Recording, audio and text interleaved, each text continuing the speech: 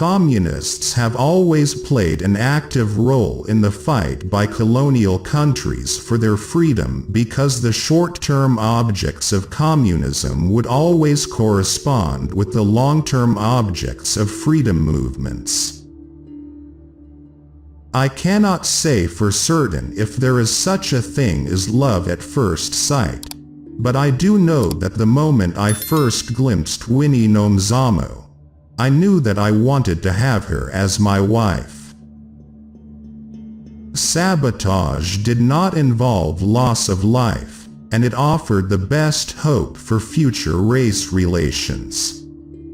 Bitterness would be kept to a minimum and, if the policy bore fruit, democratic government could become a reality.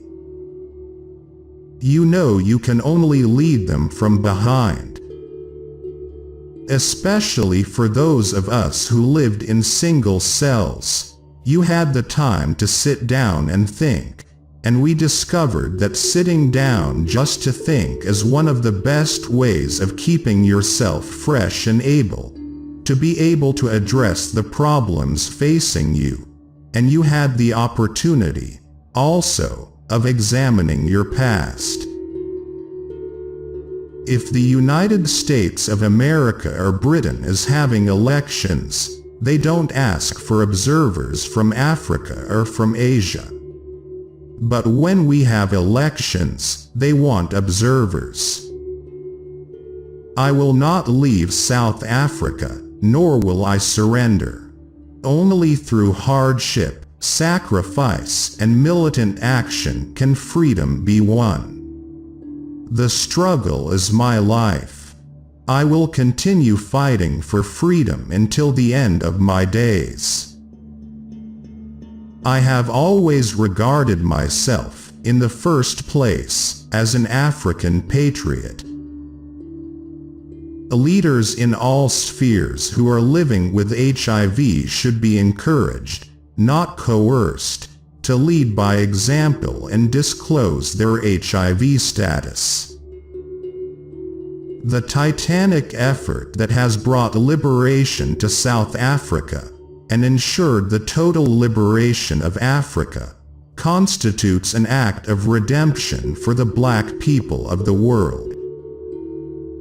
There is nothing I fear more than waking up without a program that will help me bring a little happiness to those with no resources, those who are poor, illiterate, and ridden with terminal diseases.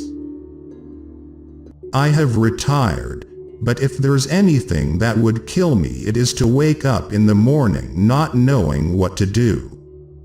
We can't afford to be killing one another. I made a mistake by being ejected from the presidency.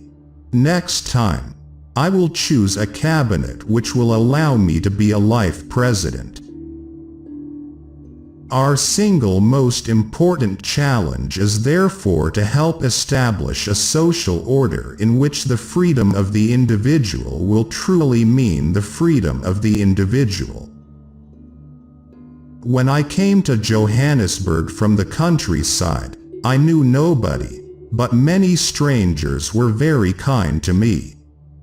I then was dragged into politics, and then, subsequently, I became a lawyer. People respond in accordance to how you relate to them. If you approach them on the basis of violence, that's how they'll react. But if you say, "We want peace, we want stability," we can then do a lot of things that will contribute to the progress of our society. Africans require, and want, the franchise on the basis of one man, one vote.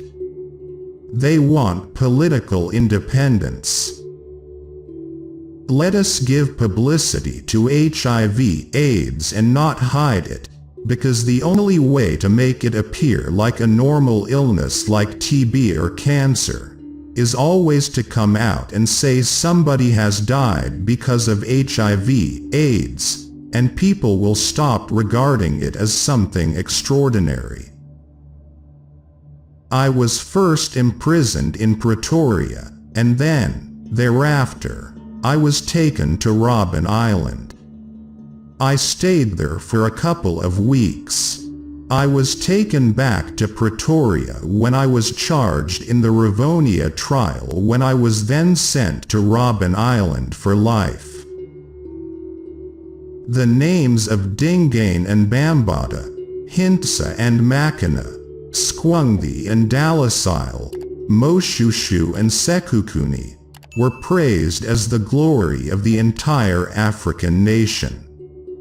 I hoped then that life might offer me the opportunity to serve my people and make my own humble contribution to their freedom struggle. Let each know that for each the body, the mind, and the soul have been freed to fulfill themselves.